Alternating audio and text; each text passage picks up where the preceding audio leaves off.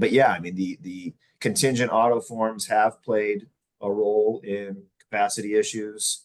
Um, there again, there's very little carriers that are writing above and beyond many of the contingent auto forms because of the issues that we've previously mentioned in terms of defense within the limits and combined with an aggregate.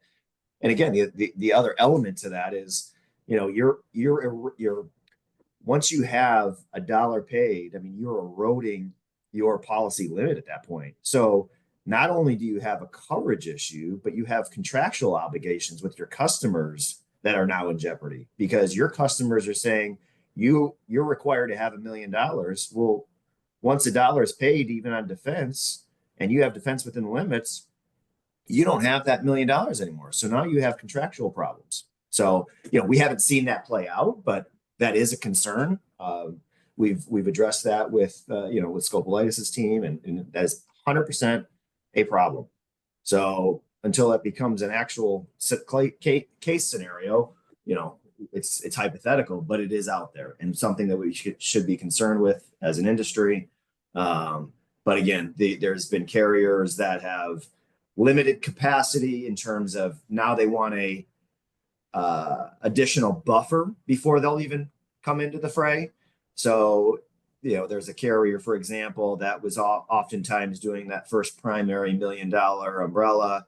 Now, before they'll even consider writing a different, you know, a higher limit, they want a $2 million buffer. So now you have to build a tower even on a $3 million, $4 million requirement. Unfortunately, with that particular carrier, you've got to find a first $1 million buffer before they'll even step into the fold. So the challenges become more and more difficult as carriers making changes on that front.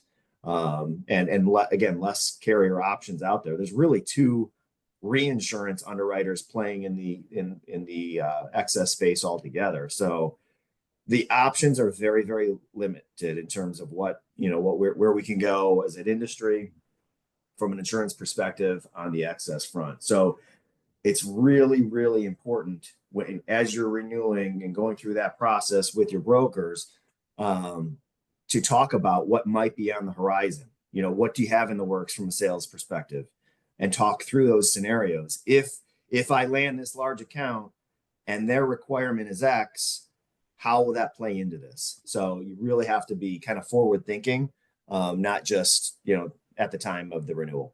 I think too, what you're saying there, Brian, is good from its constriction in the marketplace, right? We used to be able to get a $5 million umbrella done through the same underwriting paper. That's not the case anymore. Most of the time we're splitting a $5 million umbrella, 2 on the front, 3 on the back, or whatever the case may be. Or the solution for a little bit of time was, you brought in some of these contingent auto carriers that were willing to stack up high limits on their forms, understanding the risks that they present and explaining those to the client, as you mentioned, in terms of defense and the limit and aggregate covers and things of that nature. But now you're seeing those start to constrict also, where they used to be able to do $10 million limits, and now they're kind of capping it at 5, some capping it at even 2. They're increasing their minimum barriers of entry. I know one just, bumped their minimum premium to $50,000 for a $1 million limit. So again, it all speaks to what's happening in the market and things just continuing to firm. And even with, these contingent forms that have their limitations, they too are feeling the burn on the auto side. All right. There's another market that within the last couple of weeks was able to do 3 mil total limit. Now they can only do 1 mil. So more constriction is happening with those forms as they take on losses.